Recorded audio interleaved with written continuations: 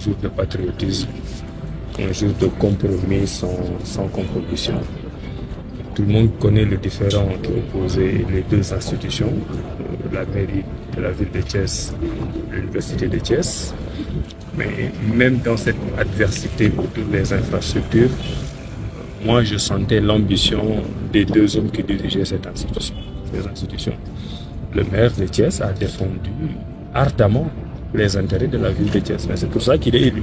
Il est élu pour défendre les intérêts de la ville de Thiès. Le recteur de l'université de Thiès s'est ardemment défendu, s'est battu pour les intérêts de l'université de Thiès. Et ça me rassure. Ça veut dire que toutes ces deux personnes sont chacune à leur place. Et cela veut dire qu'ils ont travaillé au rayonnement de leurs institutions. Maintenant, dans cette adversité, je pense que les gens ont su rester gentlemen.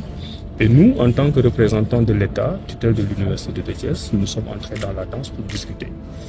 Mais il n'y a aucun mérite individuel qui nous revienne. Ils me remercient, mais je pense que c'est à moi de les remercier. Je remercie l'esprit de consensus et de collaboration de Mamadou Ababacar Ndiaye, recteur de l'université de Thiès, parce que tout le monde sait comment fonctionne une université. Le recteur dirige l'université, mais il n'est pas le chef des autres. Il doit leur rendre compte. Il ne peut pas signer des compromis sur lesquels la communauté universitaire n'est pas d'accord. On a compris sa difficulté dans la négociation, mais il a lui aussi eu le leadership d'aller convaincre les membres de la communauté universitaire sur la pertinence de la solution qu'on a proposée ensemble. C'est le même travail que Dr Babacar Diop, maire de Thiès, a fait. On a senti le poids de son conseil municipal derrière, parce que lui aussi, il devait rendre des comptes, mais il a aussi eu l'intelligence et le leadership d'aller les convaincre sur le compromis qui avait été trouvé.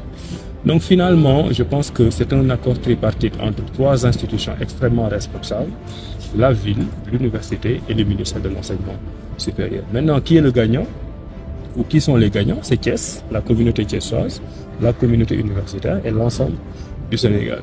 Et il est heureux qu'au moment où nous trouvons un accord sur cette question liée à des infrastructures qui sont des infrastructures de la ville, mais aussi de l'université, le président de la République, Diomaye Faye, décrète un programme d'urgence pour les infrastructures.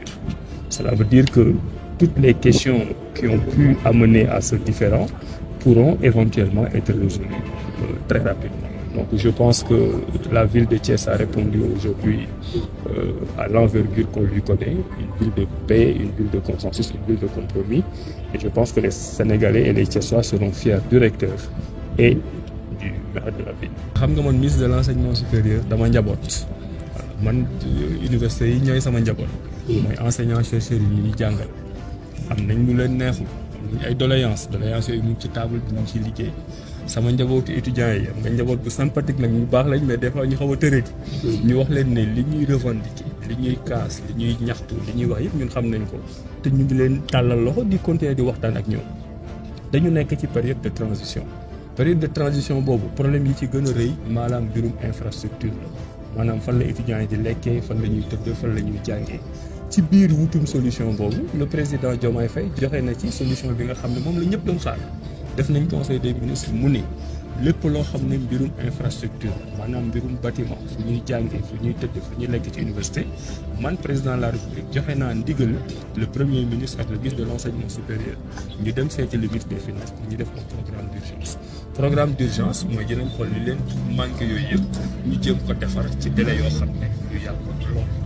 Léegi nag bu dee njaboot gi ñun dañ doon waxtaan suñu biir ku nekk am noo gisee, ku nekk am noo doxalee, solution bi ñu doon xaar xaw a yéex a ñëw te du futu kenn ku nekk def nga li nga mën.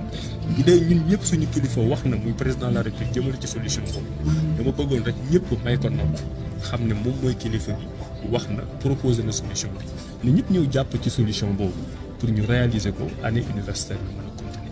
Appel boobu daal laay lancé muy un appel de paix, un appel de dialogue. Xol yi des fois mën na yëngatu da nga leen di comprendre mën nañ sax wax ba wax loo xam ne waruñu ko wax mais njaboot mooy doxee noonu.